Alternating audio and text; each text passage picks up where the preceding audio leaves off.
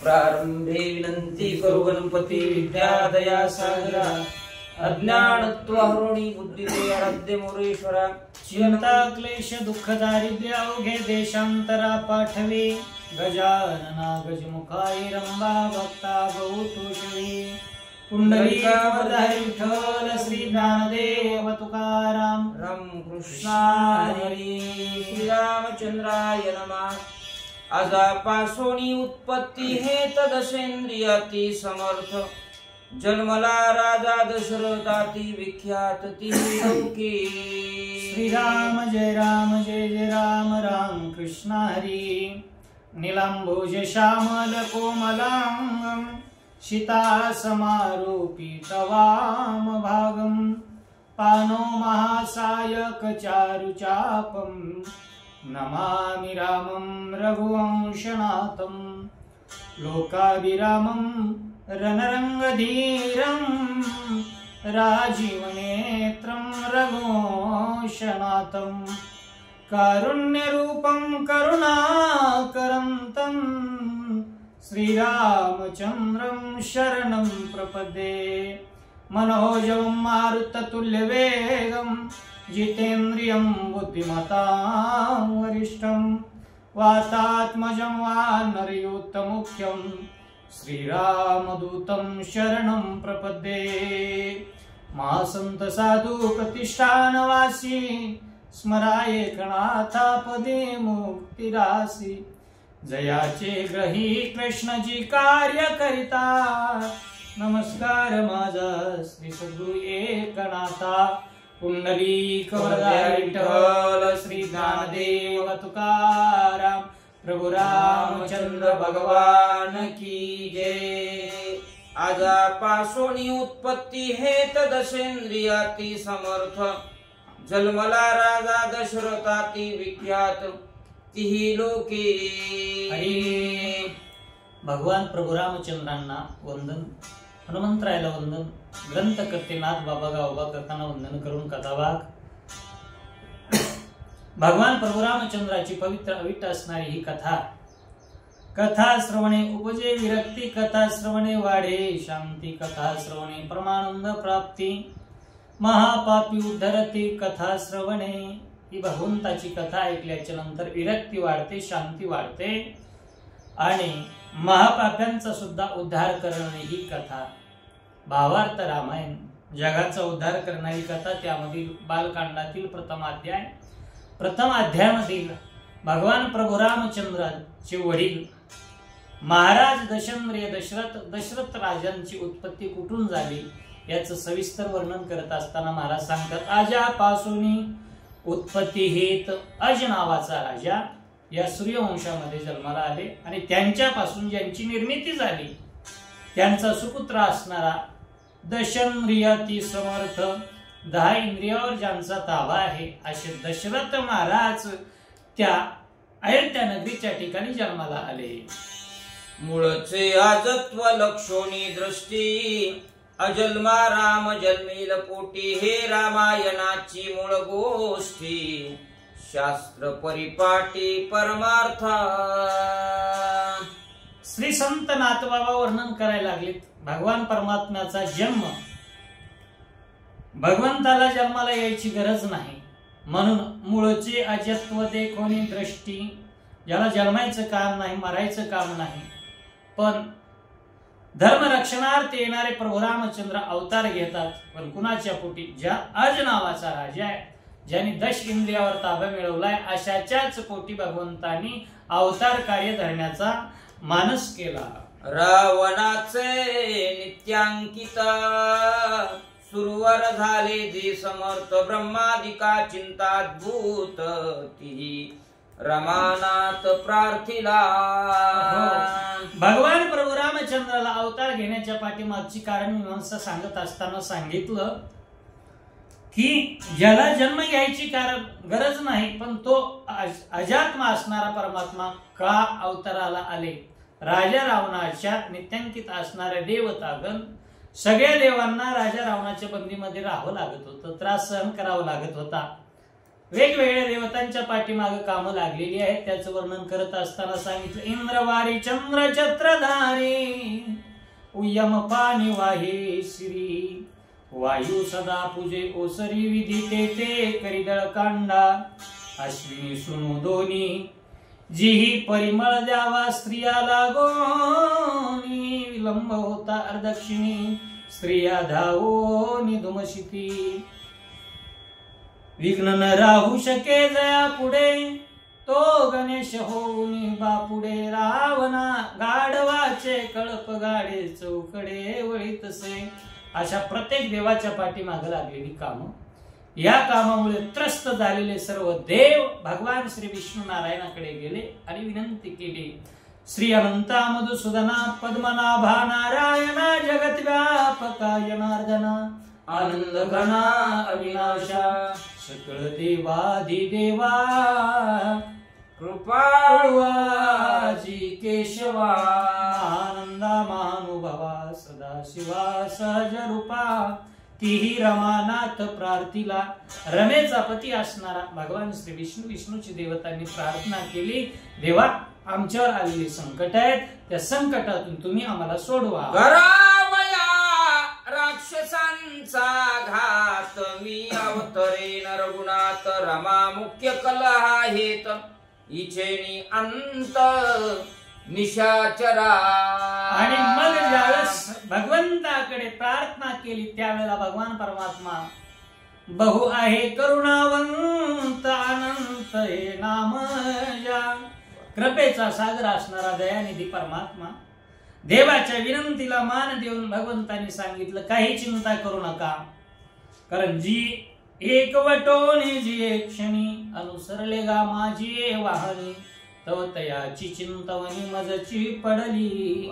ज्या वेळेला सर्वांना चिंता लागलेली असते आणि एक रूप होऊन देवाला शरण जातात ना, त्यावेळेस देव म्हणतात काही चिंता करण्याचं काम नाही. देवतांना सांगितलं, मी राक्षसांचा अंत करण्यासाठी पृथ्वीवर अवतार धारण करेल आणि राक्षसांचा अंत करण्यासाठी भांडण लागणार आहे आणि त्या कलहाचं कारण म्हणून रमा लक्ष्मी अर्थात ती माझ्या सहकार्यासाठी येणार आहे, तुम्ही निश्चित असा. तुम्ही सकळ ही सुरवर वेगी व्हावे वानर आम्ही दोघे धरून अवतार सत्य करू वचनार्थ. तुम्ही सर्व देवतागण आलेले आहात माझ्याकडे, प्रार्थना करतायत, पण तुमचं सुद्धा सहकार्य मला लागणार आहे. आम्ही अवताराला येऊ त्यावेळेला तुम्ही सकळ ही देवगण तुम्ही सर्वजण अवतार धारण करायचा आहे, पण कोणता? आता तुम्हाला वानर बनायचं आहे आणि वानर बनून राक्षसांचा अंत करण्यासाठी मला सहकार्य करायचंय. मीही येईन आणि माझी रमा असणारी ती सुद्धा लक्ष्मी सहकार्यात येणार आहे, तुम्ही सहकार्य करा. हेडावया देवांची संकडी स्वधर्म वाढवावया वाढी नामे मोक्षाची उभवावया गुडी सूर्यवंशा गाडी दशा आली. देवतांनी क्षीरसागराच्या ठिकाणी सर्व देवाला भगवान विष्णूंनी आधार दिला आणि सांगितलं, मी येणार आहे, पण येण्याच्या पाठीमागचं पहिलं कारण फेडावया देवांची सांकडी. देवाच्या पाठीमागे लागलेले जे कष्ट आहेत त्या कष्टाचं निरसन करण्यासाठी मी येणार आहे, पहिली गोष्ट. दुसरं कारण, दुसरी गोष्ट अशी आहे, स्वधर्म वाढवा वया वाढी. ज्या वेळेला स्वधर्म लयाला जात असतो, यदा यदा ही धर्मस्य ग्लानिर्भवति भारतः जब जब होय धर्म की हानि बाढ़ई असुर अति अभिमानी तब तब हरि प्रभु धरि विविध शरीरा. त्या वेळेला भगवान परमात्मा वेगवेगळे अवतार धारण करून येत असतात. म्हणून मी सांगितलं, भगवान सांगतायत की स्वधर्म वाढवावया वाढी नामे मोक्षाची उभावया गुढी. गुढी उभवायची आहे, पण कोणती? राम राज्याची गुढी, मोक्ष रूपी गुढी उभवून त्या ठिकाणी सगळीकडे आनंदी आनंद करायचा. यासाठी मी सूर्यवंशात अवताराला येईल. सूर्यवंशी आदाता सूत हन्नात्मा जन्मला दशरथ ऐका त्याचा वृत्तांत धर्मयुक्त स्वधर्मे. ते सूर्यवंशी अजाचा सुत आणि त्यावेळेला त्या सूर्यवंशामध्ये भगवान परमात्म्याने यायचा निर्धार केला. मग ज्या वंशामध्ये प्रभू रामचंद्र अवताराला येणार आहेत ते वंश कसं आहे तर त्या वंशामध्ये राजा दशरथ आहेत, अहम आत्मा, ज्याचं अहम गेलेला आहे.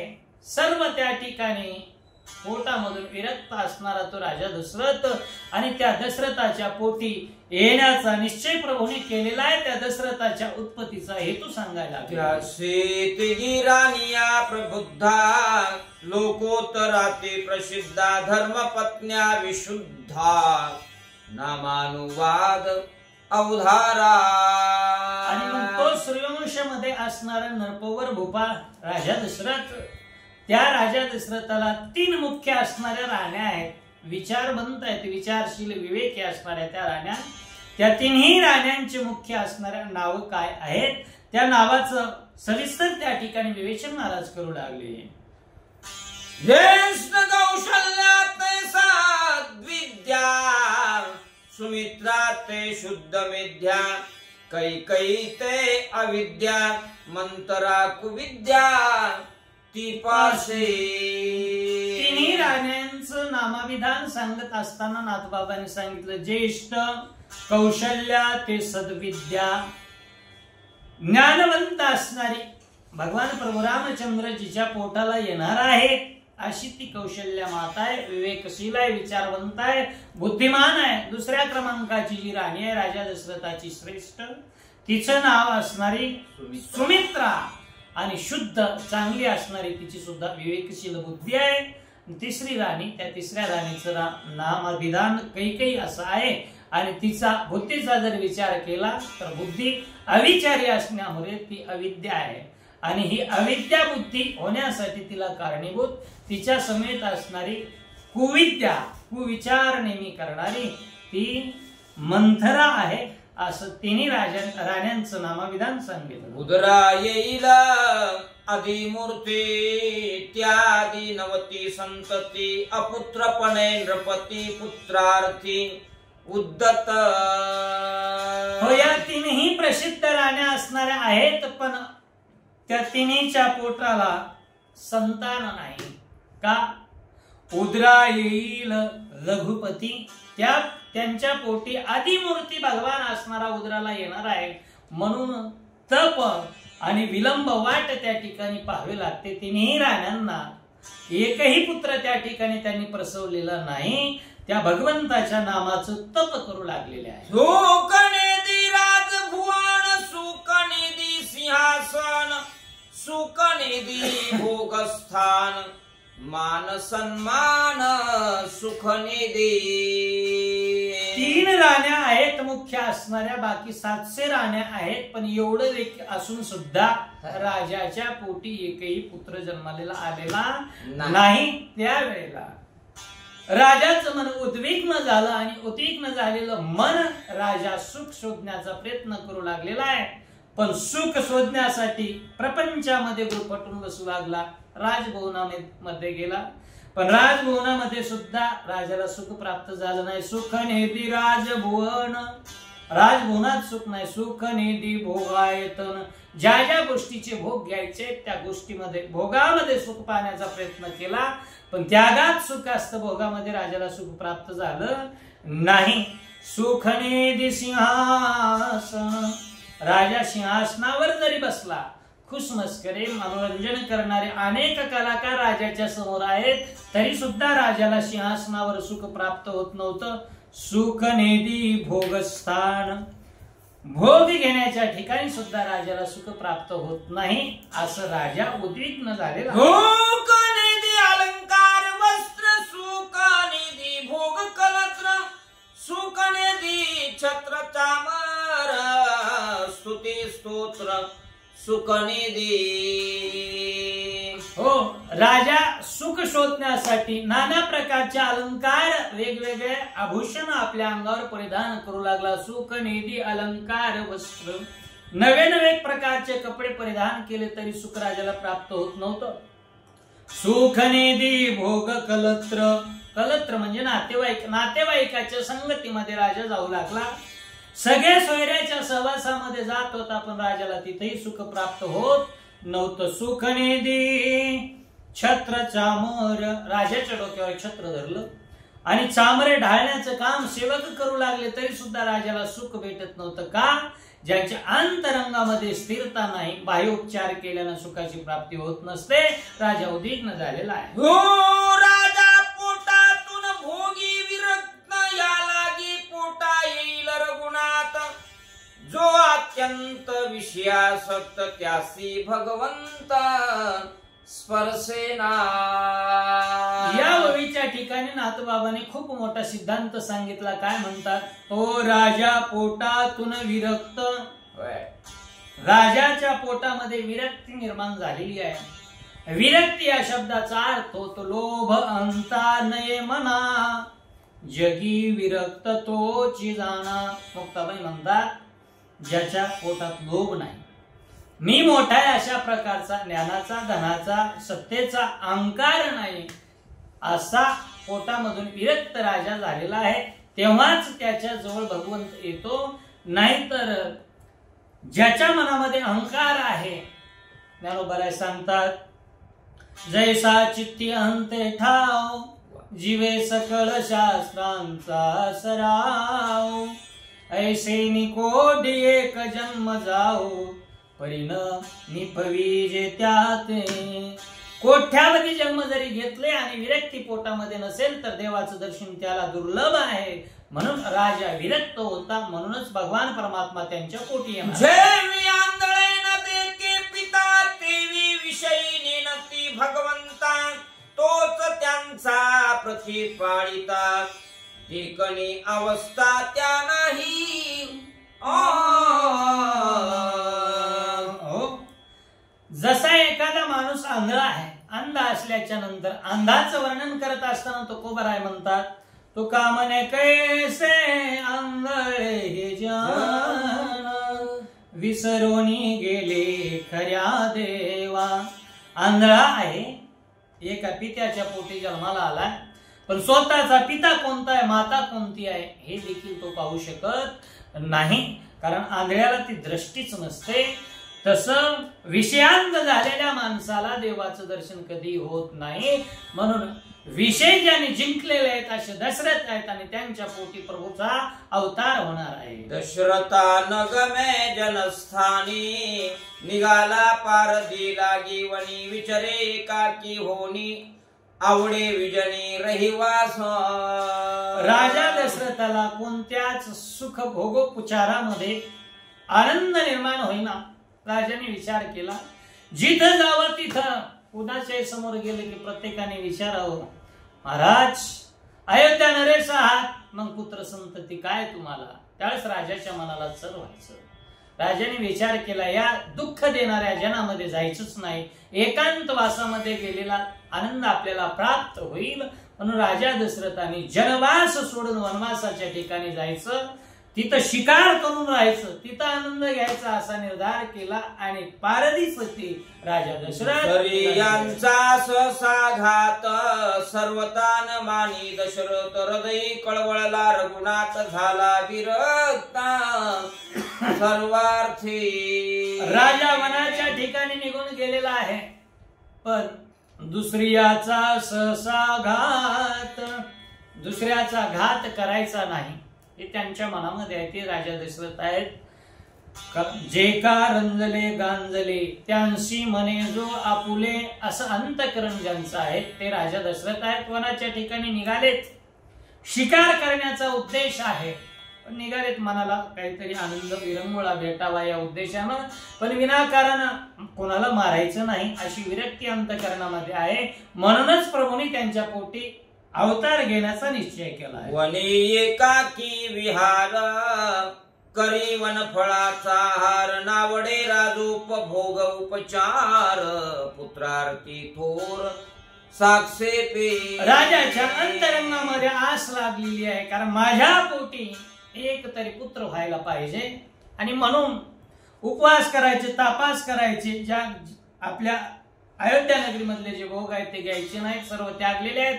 वनामध्ये राहून एकटे फिरू लागले. सोबत सैनिक नाहीत, लवाजमा नाही, असा एकाकी गेलेला राजा. वनफळांचा आहार, वनामधले फळ तोडायचे, त्यांचा आहार करायचा, झऱ्याचं कुठलं तरी पाणी सेवन करायचं. अशा प्रकारे राजा त्या ठिकाणी शिकारीसाठी फिरू लागले. सारिकी बुद्धी मांडली निश्यावस्था पारदी अंधारी श्रावणाते वदी माता पिता खांदी कावडीसी. महाराज सांगतात मग असा त्या जंगलामध्ये अयोध्या प्रांतामध्ये असणाऱ्या वनाचं विहार करत असताना राजा भटकत फिरतोय, शिकार शोधण्याचा प्रयत्न करतोय. पण काही गोष्टी अशा असतात, चुकवण्याचा प्रयत्न केला तरी चुकत नाहीत. होणारा सारखी बुद्धी. ज्ञानोबा सांगतात कसं असतं ते. काल लाटीचे लिहिले न मोडेगा काही केले, काळे गोरे पण धुतले फिटोने. ललाटामध्ये लिहिलेलं जे बाळामध्ये आपल्या तकदीरमध्ये ते कधीच पुसल्या जाऊ शकत नाही. तसं राजाच्या जीवनामध्ये घडून गेलं की अंधारी श्रावणाते वधी. राजा दशरथाकडून श्रावण नावाच्या एका बाळाचा वध घडला.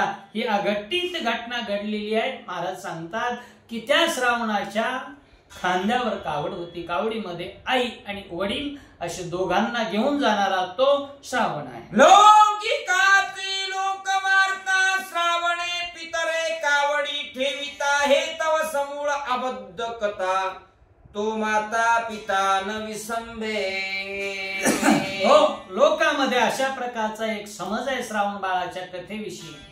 श्रावण बाळाकडे आई वडिलांनी इच्छा केलेली होती की बाळ श्रावणा, आमच्या मनामध्ये एक इच्छा आहे, कारण आम्ही ऐकलंय मोक्ष देऊनी उदार काशी होय किर.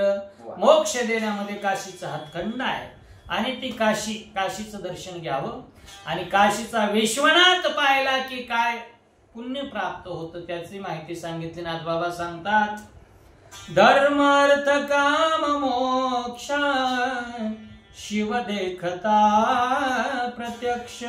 त्या भगवान शंकराला पाहिल्याच्या नंतर सायुज्य नावाची मुक्ती आपल्याला प्राप्त होते. नुसतं पाण्यामध्ये एवढा फायदा आहे तर आम्हाला काशी यात्रेला घेऊन चल. आणि आई वडिलांचं ऐकलं. वडील यज्ञदत्त आणि आई शुत्री माता दोघांना कावडीमध्ये घेतलं. खांद्यावरच कावड घेऊन कुठंतरी झाडाला अडकवली असं नाही, तर ज्या वेळेला पाणी आणण्यासाठी गेला त्याही वेळेला कावड खांद्यावरच होती असं नाथबाबा वर्णन करतात. अंधारी अंध माता पिता झाडी ठेवी हे मिथ्या वार्ता खांदे घेऊन ताता जीवनार्थ तो आला. रात्रीचा प्रवास करत असणारा निघालेला तो बाळ श्रावण संध्याकाळच्या 6 वाजतापासून आई वडिलांना तहान लागलेली आहे, पण आपल्या लेकराला कुठं त्रास द्यावा यासाठी इच्छा व्यक्त केली नाही. पण ज्या वेळेला शुष्क असा घसा झाला त्यावेळेला मात्र नाईलाजाने रात्री 12ला सांगितलं बाळा आम्हाला तहान लागली. त्यावेळेला बाळ श्रावणाने आई वडिलाची तशीच ती कावड सोबत घेतली आणि एका तलावाच्या दिशेनं खांद्यावर कावड घेऊन त्या ठिकाणी तो आला पाणी घेण्याचा उद्देश. बुड बुड कमंडलूच्या शक्ती ध्वनी उठली जळ सन्निधी दशरथ केवळ शब्द वेदी बाण त्रिशुद्धी मारिला विंदिला. हो, आणि राजा त्या तडाखाच्या काठावर शिकारी येईल म्हणून वाट पाहत बसलेला, एका झाडावर लपून बसलेला आणि त्या तलावाच्या दिशेने पाण्याच्या उद्देशाने आलेला बाळ श्रावण खांद्यावरची कावड तळ्याच्या काठाला टेकली आणि हातामध्ये कमंडलू घेऊन कमंडलू बुडवण्यासाठी पाण्यामध्ये आला. गुडघ्या इतका पाण्यात शिरलेला आहे आणि कमंडलू ज्या वेळेला बुडवतो त्यावेळेला बुडबुड बुडबुड असा आवाज झाला आणि तो आवाज राजा दशरथाच्या कानापर्यंत आला. बुडबुड कमंडलूच्या नादी ध्वनी उठिला जळ सन्निधी. पाण्याच्या जवळ बुडबुड असे पाण्याचे बुडबुडे निघतायत आणि तो आवाज ज्या वेळेला आला त्याच वेळेला राजा दशरथ लपून बसलेला झाडावरून आवाजाच्या दिशेनं तो बाण सोडला. बाण सुण सुळ सुण सुळ सुळ करत येतो आणि श्रावणाच्या हृदयाच्या ठिकाणी लागतो. घाव लागता संपूर्ण काय बोलिला श्रावण कोणास भाग्याचा बाण राम स्मरणेसी आला. जसा बाण सु सु सु असा आवाज करत येतो राजा दशरथाने सोडलेला तो शब्दवेदी बाण श्रावणाच्या हृदयाच्या ठिकाणी लागतो. जसा बाणाचा घाव हृदयावर पडतो त्यावेळेला शब्द निघतायत. घाव लागता संपूर्ण काय बोलिला श्रावण कोण्यास भाग्याचा बाण राम स्मरणचे आला. कोणाचा बाण असेल? मला बाण लागला याचं दुःख नाही, पण जो बाण आलाय तो बाण राम नामाचं स्मरण करत करत श्रीराम जय राम जय जय राम असा ध्वनी काढत काढत आला होता. ज्याचा बाण लोखंडाचा बाण निर्जीव असून देखील भजन करतोय तो किती सौभाग्यवान असेल. म्हणून ज्यानं बाण मारला त्याला सुद्धा धन्यता श्रावण देऊ श्रावणासी बाण लागता नाटवेचे माता पिता नाटवेची चंडम देह ममता राम स्मरता देह त्यागी. श्रावण बाळाला ज्या वेळेला बाण लागला त्यावेळेला नाटवेची माता पिता बाण लागल्याबरोबर घाव लागला. घावाचा परिणाम प्रभू रामचंद्राच्या नामांकित असणारा तो बाण लागलेला आहे. परिणाम काय झाला? आई वडिलांचा आठव विसरलेला आहे. नाटवेची देह ममता देहावर असणारा तादात्म्य हा देहातून माझा प्राण निघून जातोय या गोष्टीचा सुद्धा त्याला ममत्व राहिलं नाही. आणि राम स्मरता देह त्यागी प्रभू रामचंद्राचं नाव घेत घेतच हे राम श्रीराम जय जय राम अशा प्रकारचं नाम स्मरण करत करत करत आपल्या स्वतःचा देह त्यागण्यासाठी सज्ज झाला. अंतरे श्रीराम स्मरण परम भाग्य हे कल्याण बाण नवे तो ब्रह्मपूर्ण स्मरणेशी प्राण त्यागिला. तुकोबाराय सांगतात अंतकाळी ज्याच्या नाम आले मोका तुका म्हणे सुखा पार नाही. ज्याच्या अंतकाळाला प्रभू रामचंद्राचं नाम यावं आणि नाम येऊन देहाचा त्याग करावा त्याच्यासारखं मरण चांगलं नाही. म्हणून त्याला याचसाठी केला होता 28 शेवटीचा दिस गोड व्हावा अशा प्रकारची साधना करावी लागते. म्हणून श्रावण बाळाला बाण लागलाय, पण बाण लागल्याबरोबर देहातून प्राण पिंजर निघून जात असताना देखील भगवंताचं स्मरण करत तो स्वतःचा प्राण सोडतो. दशरथ बोलिला पण कोण्या साधूचे हे वचन माझ्या पापाचे निर्दळण केले संपूर्ण राम नामे.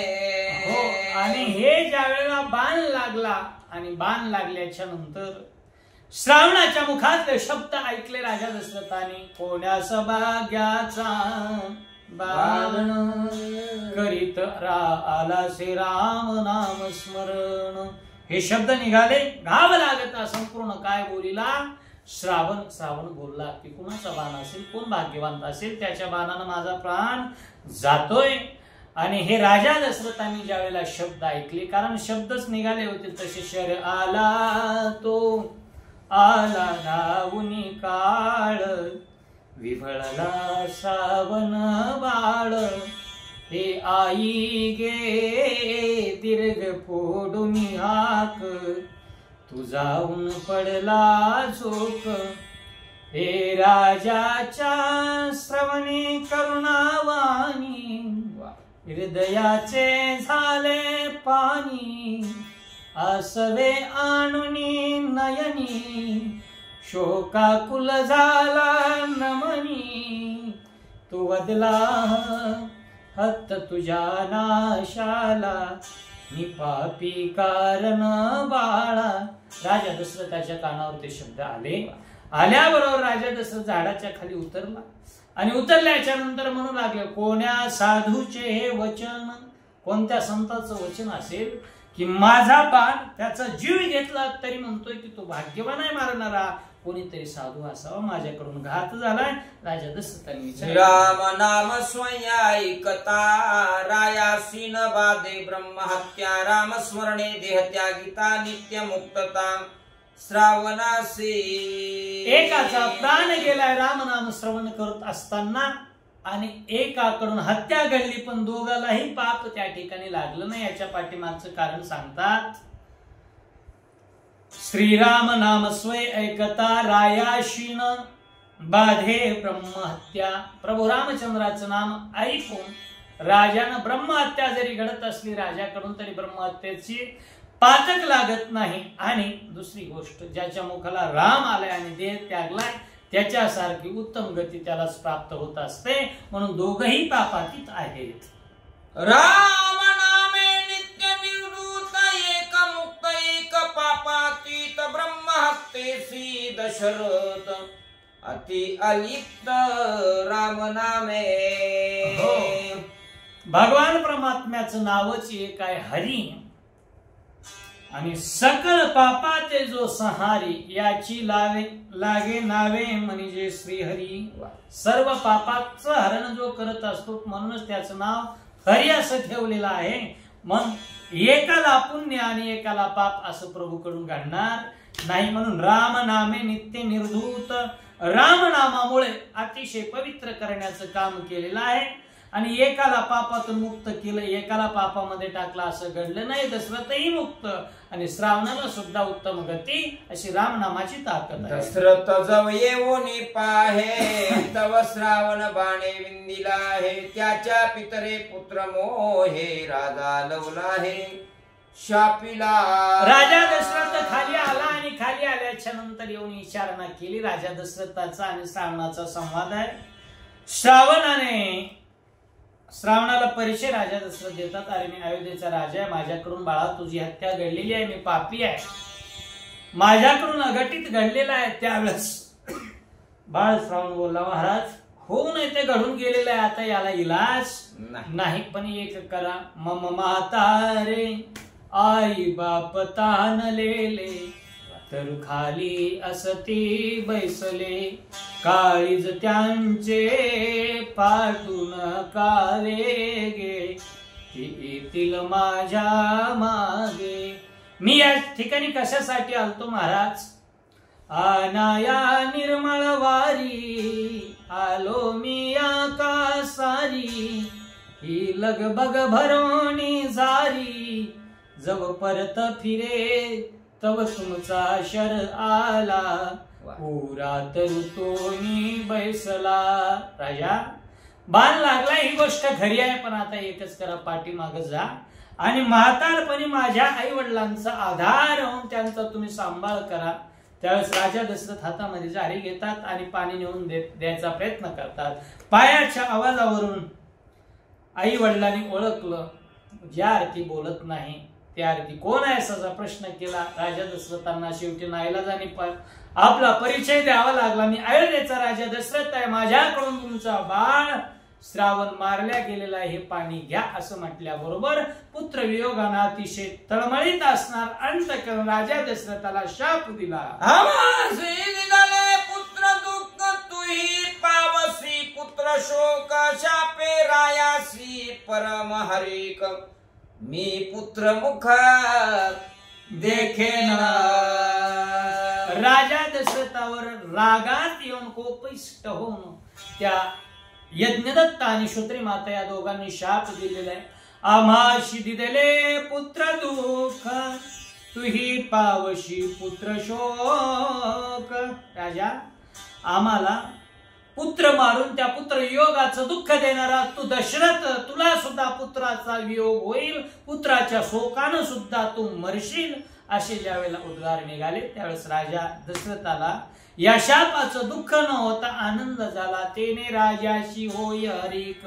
आणि हरिक होण्याचं कारण काय तर मी पुत्रमुख देखेन, मी निसंतान आहे, जिकडे जावं तिकडे मला निपुत्रिक म्हणून त्या ठिकाणी हळसांड केली जाते. पण मला सुद्धा या राजा दशरथाला पुत्रमुख या ब्राह्मणाच्या शापाने का वेना पाहायला मिळेल, म्हणून राजा दशरथाला हरिक झाला. ब्राह्मण शाप नवे व्रता मी पुत्र पावेन सर्व दशरथा आनंद चित्ता ओसंडे. ब्राह्मण शाप नव्हे व्रता, ब्राह्मणाची वाणी ही आहे आणि ती वाणी कधीही व्रता होणार नाही, वाया जाणार नाही, खोटरडी ठरणार नाही. परिणाम त्या शापामुळे मी पुत्र पावेन सर्वथा, मला पुत्र प्राप्त होणार आहे. या गोष्टीचा परम अतिशय अतिहारिक राजा दशरथाला झाला. आनंदातून चित्तातून आनंद ओसंडायला लागलेला आहे. पुत्र झाले इत्यंभूत ऐसा मानिला निश्चितार्थ. हृदय संचरला रघुनाथ उद्वेग रहित या लागे. आतापर्यंत दुःखाने व्याकुळ झालेलं तळमळणार ते राजा दशरथाचं चित्त अंतरंग. पण ब्राह्मणाचा शाप लाभल्या बरोबर राजाला पुत्र झाले नव्हते, पण मनाच्या ठिकाणी असं ठाण मांडलं, पुत्र झाले इत्यंभूत ऐसा मानिला निश्चितार्थ. निश्चितच त्या ठिकाणी निश्चयानं मानलं मला पुत्र आता झालेले आहेत. आणि याचा परिणाम हृदय संचरला रघुनाथ. देवान हृदयामध्ये प्रवेश केला प्रभू रामचंद्राने आणि उद्वेग रहित राजा दशरथजी झाले. दुःख संपूर्ण निरसन झाले. दारुणा तिही दोघे सांडिला प्राण. तिघासी देवोनी दहन उत्तर विधान करविले राये. शाप देवोनी दारुण असणारा शाप दिला राजा. अरे आमचा एकुलता एक म्हाताऱ्या आई वडिलांचा आंधळ्याची काठी असणारी तू मारून टाकलीस, आधार मारलास ना, तोही पुत्रातिशयोगानं वियोगानं मरशील.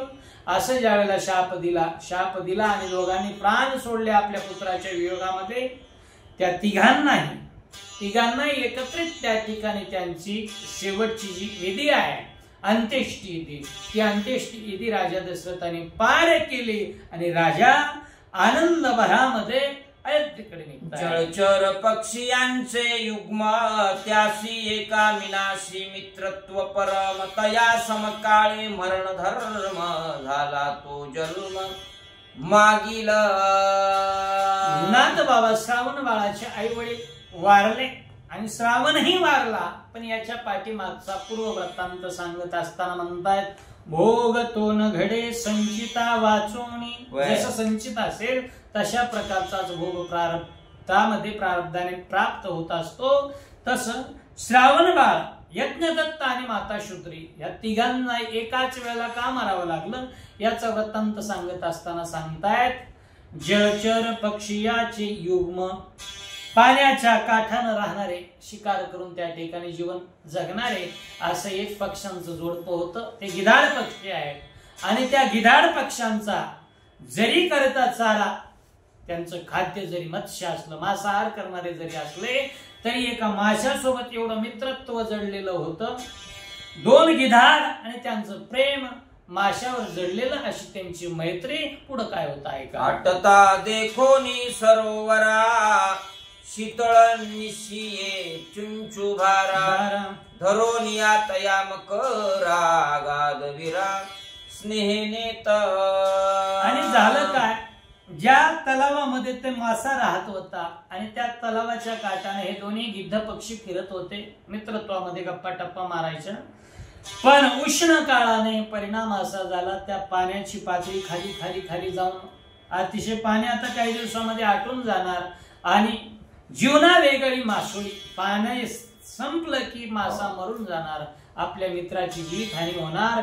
याचा विचार करून त्या दोन्ही गिद्ध पक्ष्यांनी विचार केला, याला एका तलावामधून दुसऱ्या तलावामध्ये नेऊन सोडणं ही आपली मित्रत्वाची जबाबदारी आहे. म्हणून एकाने आपल्या चुंचीमध्ये धरलेला आहे आणि दुसऱ्या तलावापर्यंत नेईपर्यंत याचा जीव जाऊ नये म्हणून आपल्या चुंचीतला पाण्याचा थेंब थेंब त्याच्यावर शिंपत आहे. अशा प्रकारे तिघाचा एका तलावातून दुसऱ्या तलावामध्ये प्रवास चालू आहे. तव मार्गी वणते नवखंड ते तोनी उसळले बेलुका कांड. ते मत्स्या ते लागता चंड पडिला दुखंड धरणीये. आणि त्याच वेळेला ते एका तलावातून दुसऱ्या तलावामध्ये मार्गक्रमण करत असताना, माशाला घेऊन ते गिद्ध पक्षी जात असताना एका वनावरून वळत जात आहेत. तर त्या वनामध्ये वनाला फांद्याला फांद्या घासून आग लागलेली असते. बांबूची जी जाळी आहे, पेट आहे, ते अग्नीनं पेट घेतलेलं असतं. त्या पेटलेल्या अग्नीच्या वरून जात असताना तेथून एक बेलुकांड अर्थात वेळूच्या लाकडाचा निखारा उंच उडतो आणि तो त्या मत्स्याला लागतो. आणि ज्याचा प्राण वाचवण्यासाठी या गिद्ध पक्षाची जी तळमळ होती, ते मत्स्यच त्या आघातामुळे मरण पावतो. आणि ज्याला वाचवण्यासाठी आपले प्रयत्न होते तो आपल्या हाती लागला नाही, म्हणून त्या वियोगामध्ये ते दोन्ही पक्षी त्या ठिकाणी आपला देह त्याग करतात. ही पूर्वजन्मीची कथा आहे. तेने दुःखे ग्रदे दोघे देह ओपिले तया लागे तेची ऋणानुबंध योगे धरिले ती नरदेह. आणि त्या प्रवासामध्ये त्या मत्स्याच्या वियोगाने त्या दोन्ही ग्रधी पक्षाने म्हणजे गिद्ध पक्षाने आपला देह त्या ठिकाणी वियोगामध्ये त्याग केला. त्याचाच परिणाम म्हणून पुढच्या जन्मामध्ये तिघांनाही मनुष्याचा जन्म प्राप्त होतो. ते दोन्ही गिधाड पक्षी गिद्ध गिधीम आई वडील बनतात आणि हा जो मत्स्य होतो तो श्रावण बाळाच्या रूपामध्ये जन्माला आले. मस्त तो ते श्रावण जनी पक्षी ते जनक न जननी एके अवसरे निमाले तिनी ऐसी पुराणी मूळ कथा. मत्स्य तेची श्रावण जनी, जो मत्स्य आहे, मासा आहे, तोच या जन्मामध्ये कोण बनला? श्रावण बनला. आणि श्रावण बनून तो जन्माला आला. आणि त्या दोघांनी जसं याला एका ठिकाणून दुसरीकडे नेण्यासाठी दोघही प्रयत्न केले, दोघांनी फार प्रयत्नपूर्वक याला जपण्याचा प्रयत्न केला. त्याचीच परतफेड करण्यासाठी दोघं अंध जन्माला आलेले आई वडील आणि या आई वडिलांना जपण्याचा या जन्मामध्ये आणि त्या आई वडिलांच्या पुण्यही प्राप्त करून घेण्याचं कर्म बाळ श्रावणाकडे घडलं.